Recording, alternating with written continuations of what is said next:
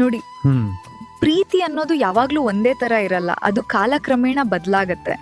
Starting ನಲ್ಲಿರೋ ಆ ಒಂದು ಎಕ್ಸೈಟ್ಮೆಂಟ್, ಕ್ಯೂರಿಯಾಸಿಟಿ ಮತ್ತೆ ಅಟ್ರಾಕ್ಷನ್ ಸಮಯ ಕಳೀತಿದ್ದ ಹಾಗೆ ಕಮ್ಮಿ ಆಗೋದು ತುಂಬಾನೇ ಕಾಮನ್. ಆದ್ರೆ ಅದ್ರ ಬದಲು ಒಬ್ರ ಮೇಲೆ ಒಬ್ರಿಗಿರೋ ಕಂಫರ್ಟ್, ಟ್ರಸ್ಟ್ ಮತ್ತೆ ಒಬ್ರನ್ನೊಬ್ರು ಕಂಪ್ಲೀಟ್ ಆಗಿ ಅರ್ಥ ಮಾಡ್ಕೊಳ್ಳೋ ಆ ಕ್ಲೋಸ್ನೆಸ್ ಜಾಸ್ತಿ ಆಗತ್ತೆ.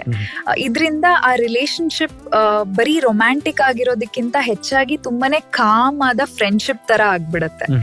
ಎಷ್ಟೋ ಸಲ ಅದು ಎಷ್ಟು ಕಂಫರ್ಟೇಬಲ್ ಆಗತ್ತೆ ಅಂದ್ರೆ, ಒಂಥರ ಅಣ್ಣ ತಂಗಿ ಅಥವಾ ಅಕ್ಕ ತಮ್ಮನ ಜೊತೆ ನಾವ್ ಎಷ್ಟು ಫ್ರೀ ಆಗಿ ಕಂಫರ್ಟೇಬಲ್ ಆಗಿ ಇರ್ತೀವೋ ಅಷ್ಟೇ ಆರಾಮದಾಯಕ ಸಂಬಂಧವಾಗಿ ರೂಪುಗೊಳ್ಳುತ್ತೆ.